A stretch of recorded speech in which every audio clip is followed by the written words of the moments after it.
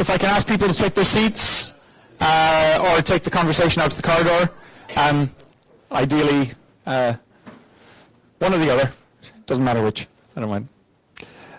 So our next presentation is about ONAP, which is a Linux Foundation project which is, has got a lot of momentum right now. It's a platform for the automation and management of virtual network functions on an NFV platform. So without further ado, I'll leave it to Gervais Martial and Christophe to present ONAP. Thank you. Hello.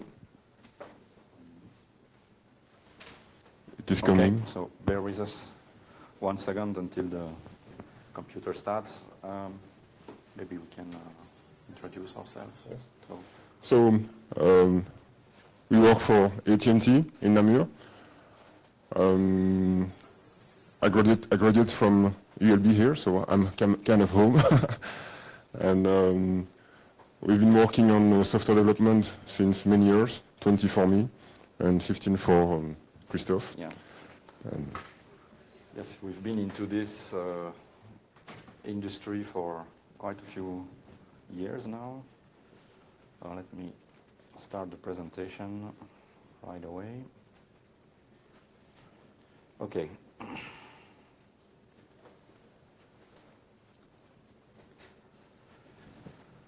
Okay, so ONAP. What we will do is try to introduce you to ONAP, because it's quite a young open source project. We don't even have celebrate our first year, so we are very young. And we'll give you a quick overview of what ONAP is and what it's trying to do. And since this is all very theoretical, we'll go through a use case that is implemented in our first release called VCP. And then we'll touch base on what a control loop is and why we would want to do that in an SDN network. And we have recorded actually the demo to avoid the demo effect, limiter risk. We have videos, so we are sure it's going to work. So, as Marshall was saying, we both have been working to the telecom industry for a few years now. And we are, I'm contributor to ONAP, and Marshall is CLAMP PTL, which means primary technical lead for one of the application within ONAP. Yeah, the one about control loop, actually. Yeah. So, what is ONAP? So, as I said, it's a young open source project that was formed in March 2017. And it's actually the merging of two previously open source projects from two big network service provider. One which was called ONAP A, which is built by China Telecom and ZTE, and OpenEComp, which is the AT&T one.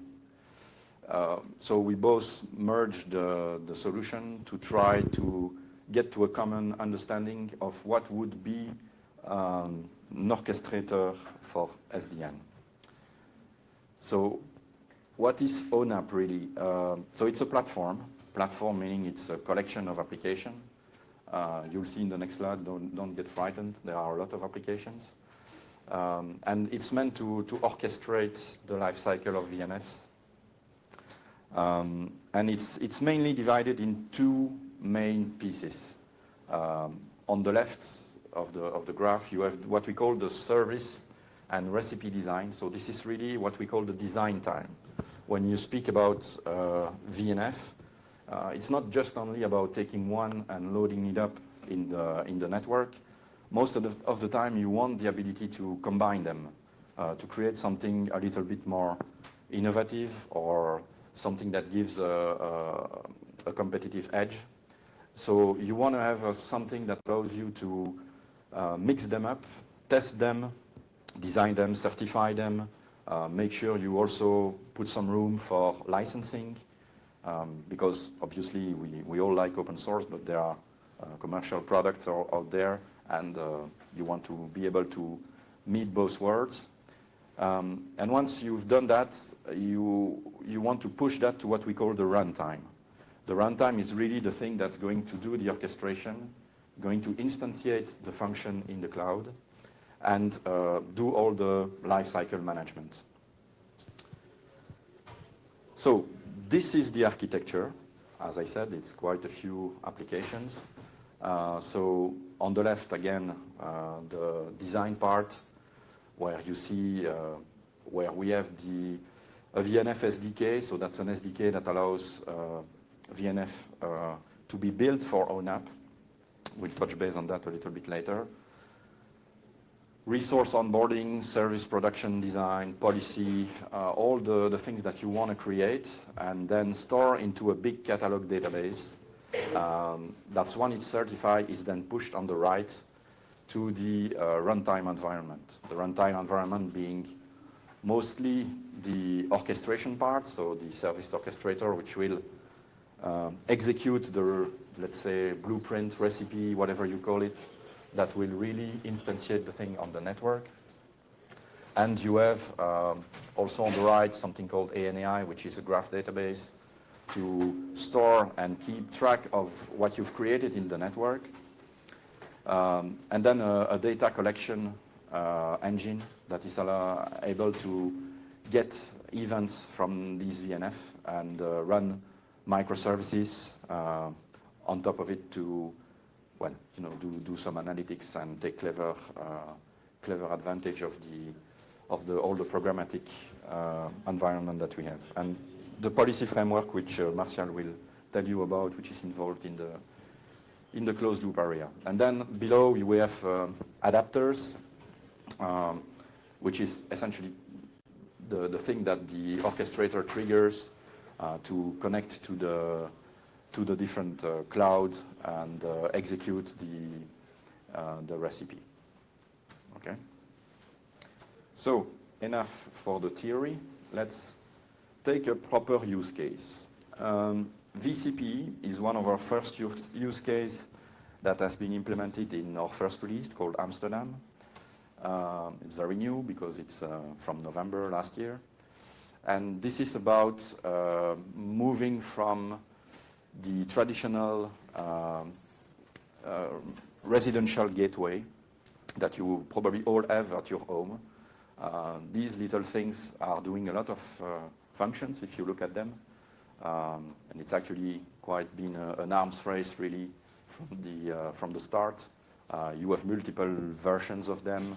Some are doing even DLNA or really advanced cool stuff that you can have on your home. But the problem with that is that it's an expensive piece of kit, which means, and it's also very rigid in the sense that most of the network service provider, they have one flavor of that, and to avoid that you tweak too much with them, they limit it, they limit the access to it, and really some people are also staying on older version of these box and are unhappy.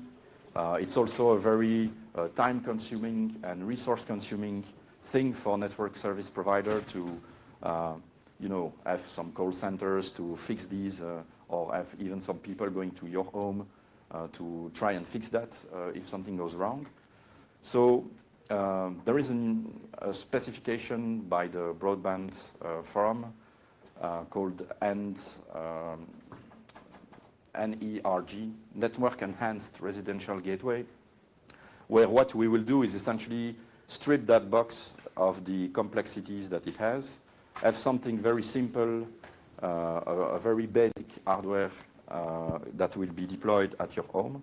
Or for that matter, you could even think not replacing the one that you have and just put it in bridge mode, and move all the networking functions as virtual functions in the cloud of the network service provider. This will actually translate all these to virtual functions. So these virtual functions can be on the operator's cloud, and we call that the edge cloud. So you'll see in the coming years more and more small data centers that are going to pop up in big cities, and where these network functions will be actually running. The advantage of that is that you delegate all the maintenance of the softwares to the network service provider. And for people who don't need some of the specific super cool function, you may even think that you don't have to pay for that. And you can have a very simple, just internet gateway.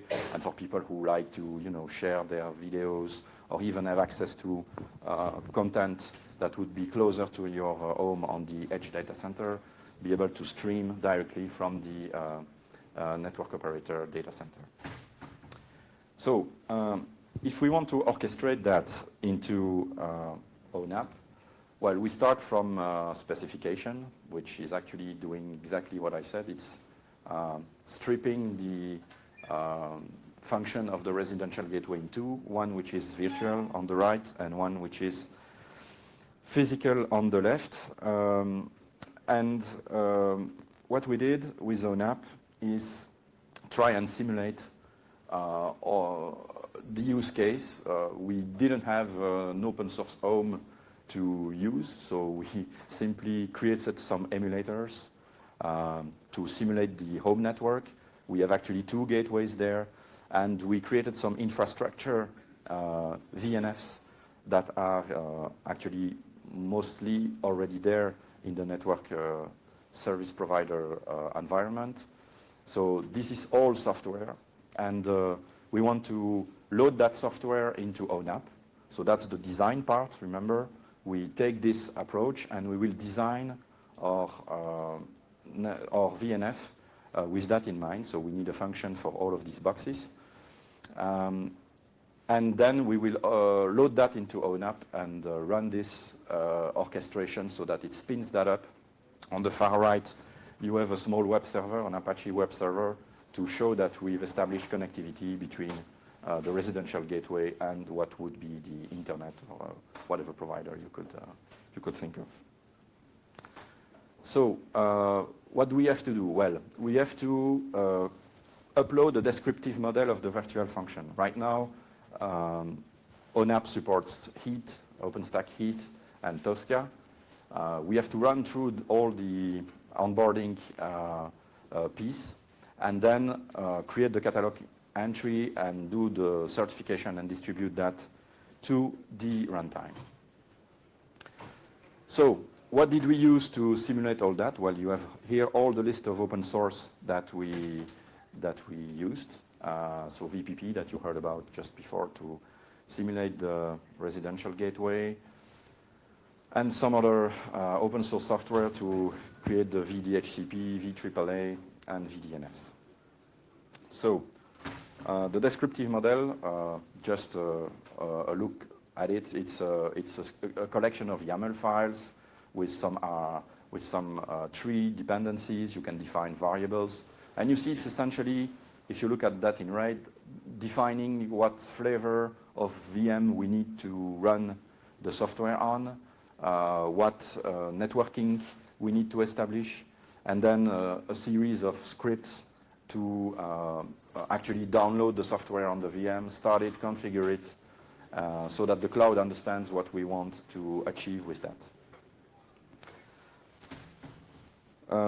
After that, once it's instantiated, we'll run lifecycle management, monitoring metrics, and so on. So the ultimate goal, if you think of it, is that once we have run this use case once, you could think of this platform orchestrating tons and tons of network function dynamically, and you would have a frightening picture like this where your cloud is really something kind of organic, dynamic, that can automatically change and be fixed by this huge automation platform. So I have a small video to try and quickly show you the onboarding process. So what you will see here, I'll pause the video once, but it will be quick because it's an accelerated view. You will see all the onboarding process. So here we have created a zip file with all the YAMLs describing our software, and it will be loaded into ONAP. You will see the graphical interface, and you will see that the user logs out and logs in again. This is because it's actually different roles. You have a a designer role, and then you have a tester role that will certify the package, and then the distribution will occur. So let me just run the video, hope it will show up properly. So you see it's logging into the design, it's selecting the type of VNF, loading the file, it will drag and drop, you'll see it's very quick. This takes actually quite some time if you have to do it. You see it's parsing the file and telling you if there are errors. And it's creating and associating different variables for the environment, descriptive definition, then logging out, logging in again, and then running all the certification part. You will see that he will combine different VNFs, the 5 VNFs that we have seen, to create really, this is this piece, the complex virtual function. So it's really modeling based, and then he will certify and run the, so in the interest of time, I will speed up a little bit. So here you will see the actual instantiation. On the top left, you have the theory, okay? On the bottom left, you have the scripts that is actually triggering the ONAP API for the instantiation. And on the right, you have the OpenStack dashboard, where you see all the VMs popping out and the networking being established between the three, all the components. Okay. And you see it's starting to spin up all the VNFs. Okay, and once it's done, I think I still have that. It's just, yeah, running a series of tests.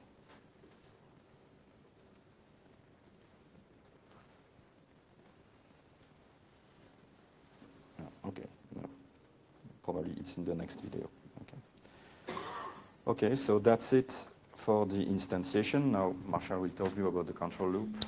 Yes, so after your VNF has been instantiated, you need to have some tools in order to take care of the life cycle of the VNF and to take actions in case of issue. That's where the control loop comes into the picture. So it has different pieces. So the first one being about collection of the data you need to use to compute your KPIs, etc. And that collection is done on the DCE platform, which is the data analytics that Christophe mentioned about in the ONAP list of application. It's also on top of that analytics that you will run the microservices that are going to do the computation on your data to detect eventually issues. And then you need to take actions.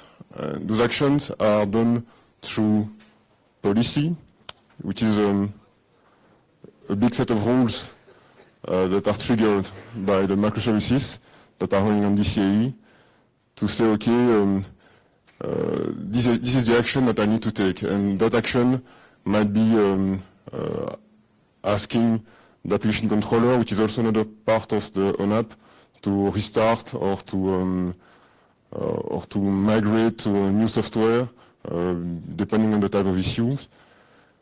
And this is the closed loop part. You have also another kind of action, which is more the open loop, where you will send a message to an external ticketing system for a human to take an action, because that's the only way to solve the issue. So for the control loop, you have also two main areas of which are the design time and the runtime. During the design time, you will actually stitch together the different microservices that you want to use to exercise your control loop. And then you will, after having stitched together all those microservices, you will generate another YAML file that will describe that control loop in a way that is understandable by the DCE application, which is running a Cloudify to spin up the microservices. And then you have the runtime part, which is really about configuring the control loop, triggering the deployment, and taking care of the life cycle of the control loop to see if you need to start, stop your control loop, if there is some issue with the control loop itself, and if you want to, for instance, update the control loop with new parameters. That is done during the life cycle management. So this is the overall view of the control loop. So this is the DCA platform where most of the work is being done.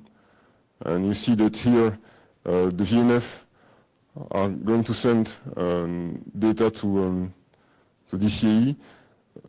Right now in ONAP, we are trying to use the VES format, which is a format that has been put into place by AT&T to try to harmonize all the alarms and KPI coming from the VNF in a single format to avoid to have 10,000 formats to support, which makes things more complicated.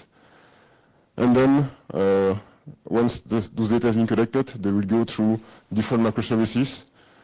And at the end, the last microservice will trigger a policy depending on what you want to do as action. And that policy will then trigger maybe application controller or maybe SO. If, for instance, the action is to scale up a new VM, then you can trigger the service orchestrator to trigger that new VM.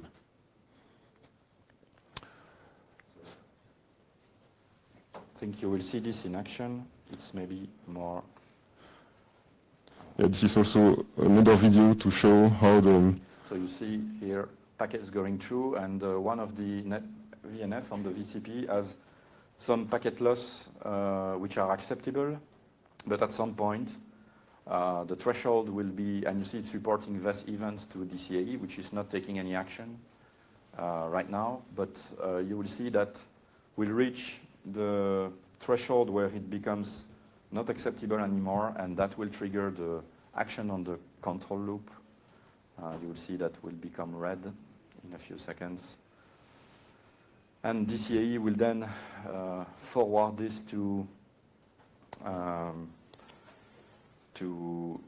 policy, which will, here it comes, you see it's becoming unacceptable, and then DCAE will trigger the policy, which will actually then trigger AppC to reconfigure the VNF, which is rebooting, in this case, the usual reboot, right? And no telemetry during that time, and once the conditions are fixed, then the closed loop is complete. So you should also notice that in the control loop or closed loop in this case, sometimes the action will continue on being tried until a signal is given back to the control loop to say, okay, the issue has been resolved, I can stop trying to solve it.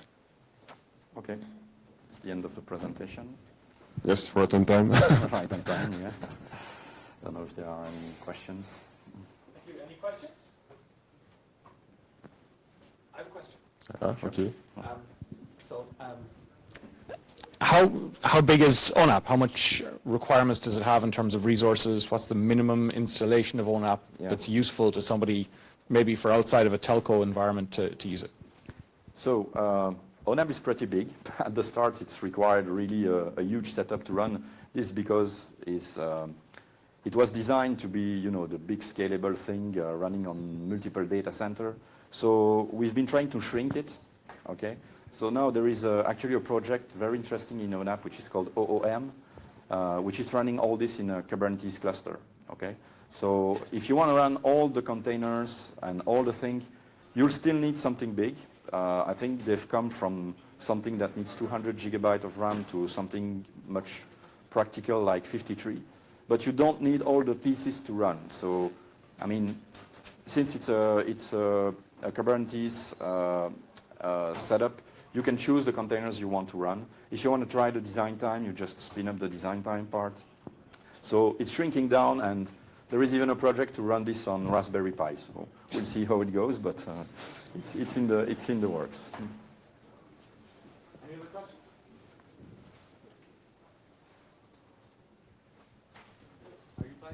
support only OpenStack or also other infrastructure management? Yeah. So the question is, do you want to support only OpenStack? Well, the answer is no. There is a multi-cloud project and multi-Vim, where right now we support OpenStack because that's our legacy. But no, we will extend to other SDN platforms, and actually it's one of the topics for the future release. Yeah. One more question?